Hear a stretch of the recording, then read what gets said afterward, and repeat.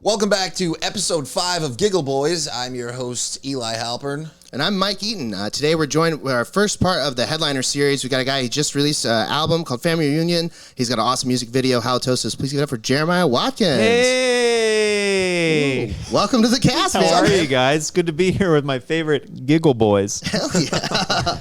Awesome, man. Are you excited for the show tonight? I am. I'm looking forward to it very much. Hell yeah. So have you been getting to perform during the pandemic much, or? I have been, actually. I've been one of the handful of comics who've been braving it and going out there and trying to do these social distance shows and do it as safe as possible. And luckily, haven't gotten anything yet, so we'll see. Yeah. Hell yeah. Yeah, I saw you wearing your mask all night. You're taking the precautions. I'm trying. I'm trying to. My wife is pregnant at home, so I'm trying to also be respectful to her as well, because I can't have her or the baby catching this. So Yeah. Oh, that's exciting. Yeah. Terrifying. yeah. You ready?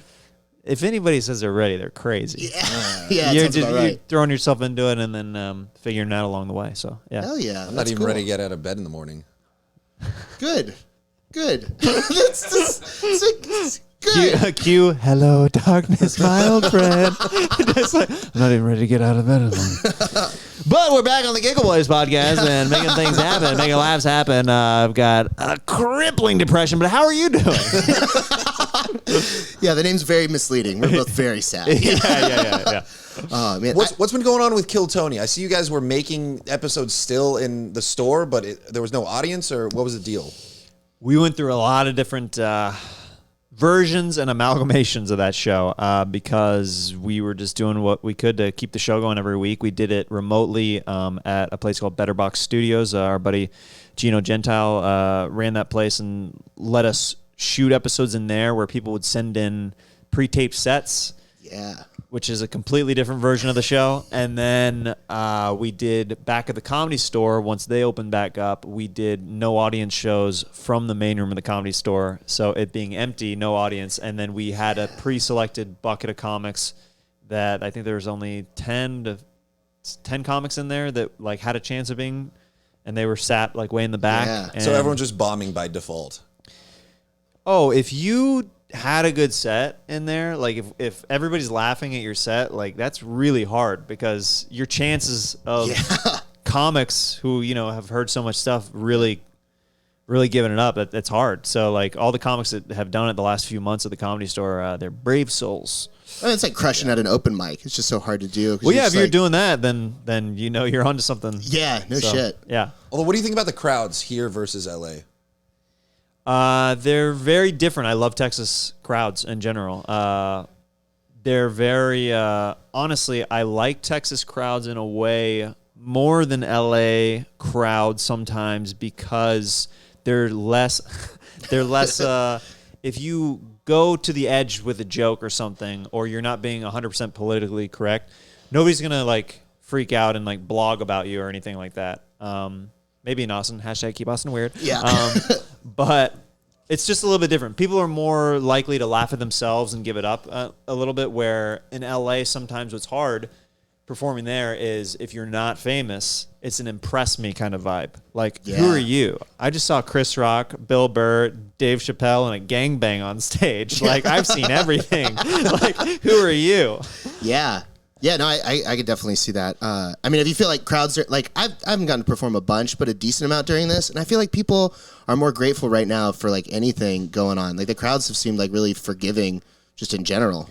They're just like, please make me laugh. Yeah, anything. I think that the audience needs a release, and we need to release as comics, and we're kind of on the same page right there. So I have found, like, going on the road to different cities, they've been very grateful because I talk about being from LA, and then, I've been to Kentucky and Minneapolis and New York and these different places and stuff like that. And it's like, oh, this guy came quite a ways to be here. So they're a little bit more grateful than maybe before the pandemic. Hell yeah, that's super cool. So you're touring your album right now, right? And promoting that out there. What's that like? It's your first album, right? Yep, my debut stand-up comedy album. Just had the special come out on Amazon Prime. I'm stoked about that. And it's been awesome, man. I've gotten a lot of good feedback on it. And it's one of those things where you put a lot of love and time into something and hope for the best. And luckily it's been received pretty well so far. Yeah. So it's been cool to be doing a different hour on stage while being able to be like, Yeah. go watch this completely different hour that I didn't talk about at all tonight. Like, it's just like, it's kind of That's empowering sick. as a comedian. Yeah, that's super. I was thinking about that on the way over here. I was like, man, like he's gonna tell these people go watch his album. Is it this? So you're doing different material on stage than what is on the album? Yeah, the goal Sick. is to not repeat material again, unless it's one of those things where if somebody's shouting out bits that they want me to do, if there's an encore, I mean, I guess I'll go into some old material. If somebody gives a request, I'll go into a classic Jeremiah Watkins bit. But other than that, the goal is I'm very much of the school I subscribe to is once you put out that hour, you got to retire it. So Hell yeah. No, I noticed you're really fucking good at crowd work. Like you're really witty. You're really good at coming back with everything. Like on Kill Tony especially, you just showcase that a lot. When you do the characters and shit, and you stay in character and you make jokes from like a perspective that is not you, which is very impressive, by the way. oh, thank you. Do you think the special would have gone as well if the people weren't as responsive, or do you think you just kind of have that thing where you can just control the room? I think when you do comedy long enough, and the style that I do is very in the moment and bouncing off the crowd. So I've dealt with so many different energies, and it's a sink or swim kind of style. I mean, when I don't have good shows, it's pretty stinky. Yeah. But when I happen to crush, it's pretty memorable. So I'd rather be somebody who takes risks and chances than who plays it safe and just knows exactly what they're going to say every single show. So with the special, I feel like I kind of thrived in that situation because I was put up against a corner and I had my back up against the wall. I was like, I gotta do this right here, right now. Like, I gotta make sure that this happens. It's in front of people who I know, family, friends from my past and stuff like that. And I gotta kill it as hard as I can right now. Yeah. Despite the weird circumstances that I'm in. Yeah. I feel like I use that anxiety and fear as fuel on stage. I think you have to. I mean, do you if drink before you shows? cower, I don't drink at all. So yeah. Yeah. Yeah. I quit drinking Wow. before doing stand-up a while ago, and it helped tremendously. I should do that. That's good. I don't know. It just feels good. Because I used to just go up there. I used to go up there drunk and be like, well, I don't care if I bomb. And then Do you everyone jerk else is off before shows ever? No, I haven't No. tried that. Is No, that don't do it. don't do it? Don't do it. I jerk off during the show. Yeah. Okay, cool. Like Louis C.K. is one of my biggest idols. dude. Oh, great. Awesome, man. Hello, darkness. Perfect.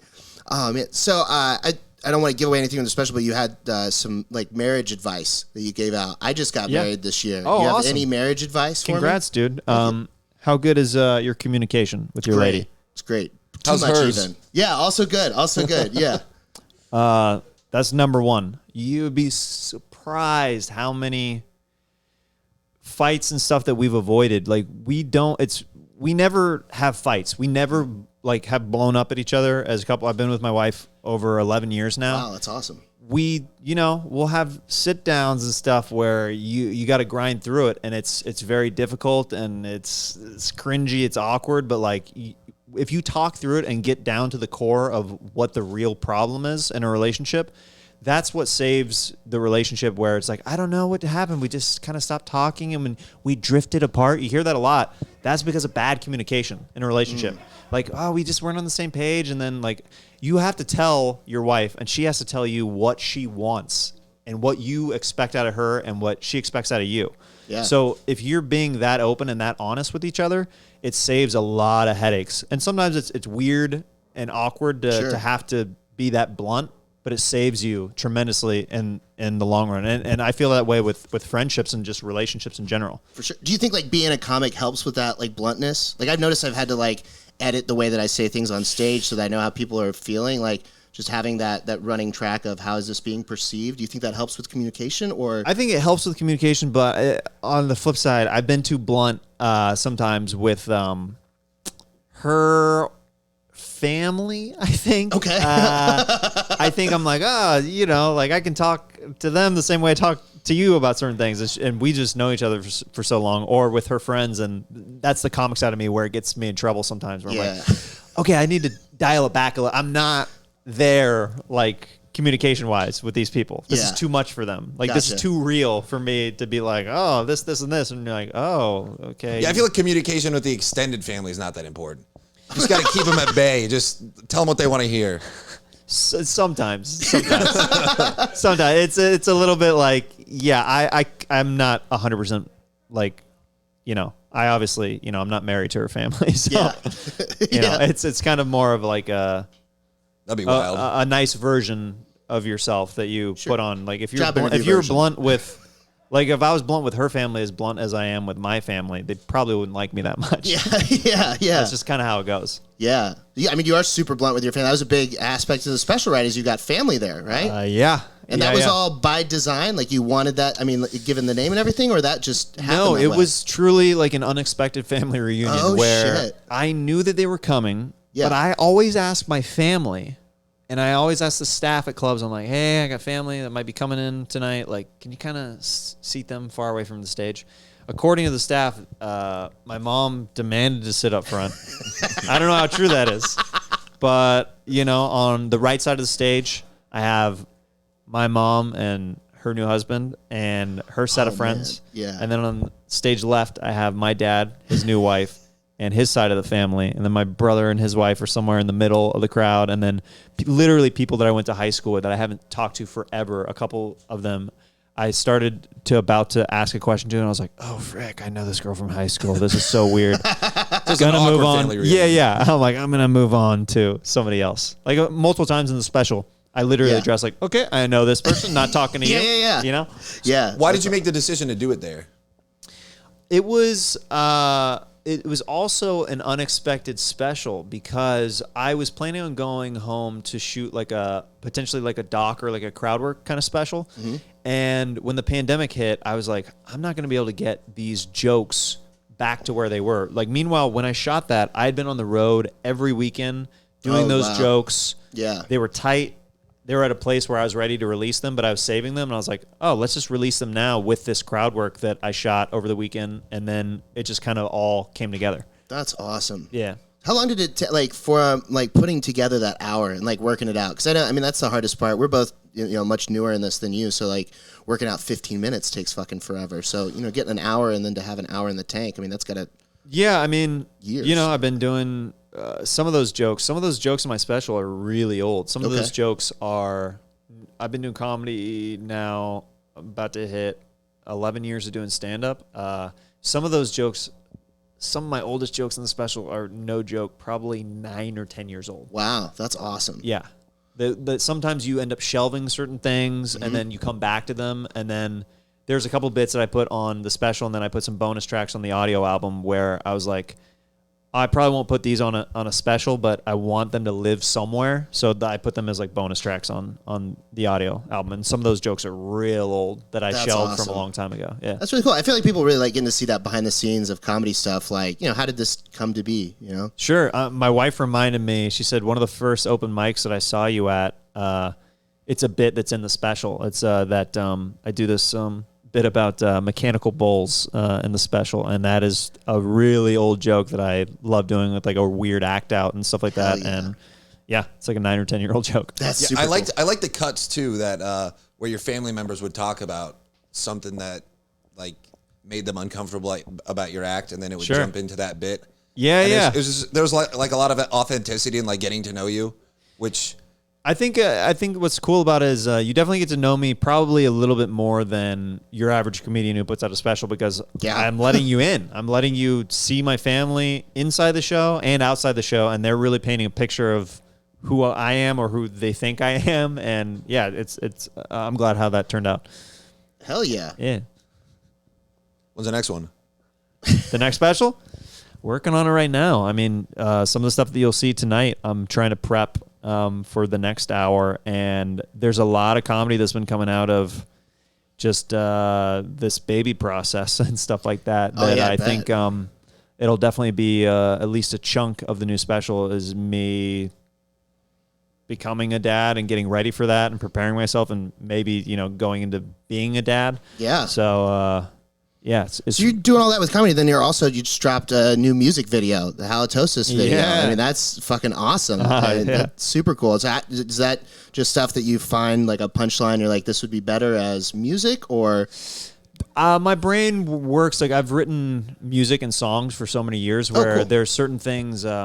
I just like to keep some of that stuff slightly separate. Like Cool. I never have been that big of a fan, not to knock the people who do it, but I haven't been a fan personally of people who play like instrumental tracks and then they sing over them. Mm-hmm. I don't think it's the best look for stand-up, and that's coming from me, a guy who's very experimental and weird and stuff like that, but I just don't like that kind of musical comedy. So I use that as an outlet, like to actually film it and like produce it properly. Like my buddy who made that track, like he works with all the huge companies and stuff like that. Like he's an amazing, his name, he goes by Professor C, and I made a couple songs with him now, and he's a great producer, and he like works professionally, like with every major brand and stuff like that. Like he makes music for everybody, and he does like an awesome job. So I like to, with the music video stuff, long-winded answer for your question, I like to kind of keep that stuff separate from my stand-up, and then flex on it with like making it like look really nice and stuff like that. And like we shot on a boat, and like we shot on the beach, and it just looks, I'm really proud of how it turned out. Yeah, I mean, visually it's stunning. You should be. That's dope. Is it? I haven't seen that. Is it comedy? It's only my life's work. Yeah. What kind of research did you put into this? No, I just released it this week. So if you're not actively following me on Instagram at Jeremiah Stand Up, then you wouldn't have seen it. Is it comedy though? Yeah. All right. Yeah. But I put, I'm dabbling with some non-comedy music though too. Like I've been recording some stuff in the studio. That's what's been interesting about this nice. Quarantine time. You self-discovery, exploring, making new choices. Hell yeah. So there you go. A lot of that's been going on. Dude, discovered I'm a real piece of shit. Why are you so sad today? Yeah. I really sucked the air out of his balloon with that riff at the top of the show. He started just like reflecting as soon as that riff went. Like, I gotta wake up every day again and again and again. I just gotta humble myself. Yeah. I'm too happy right now. Life's too good. Is it going well? Yeah, life's going great. Then great. I love it out here. Good. Every day's fucking awesome. Good, man. I hope that more people have an attitude like you. That's awesome. I hope more people get a chance to live. That's why I had to leave LA, because I couldn't do anything. Oh, okay. I was just like drinking. Yeah, then it was a good move for you. Which is not bad. There's nothing wrong with drinking. I know but I wanted to drink with other people. Yeah. I was just drinking alone. Oh, it's, Dude, that's the most alcoholic thing you could have said. Like, dude, I was just drinking so much alone, dude. Like, I had to find other people, so I didn't feel bad about myself. Yeah. So I moved. I moved to Texas, dude, and you know what? They welcomed me with open arms, and life's ripping right now, dude. It's great. And now I'm hammered in a room with all you guys. Yeah. That's perfect. Awesome. Well, you got anything else you want to go over? I mean, I think ready to go, right? Yeah, I'm excited for the show today, man. Fuck yeah. It was real short and sweet. Yeah. Well, we appreciate you coming in tonight. It's good to see you.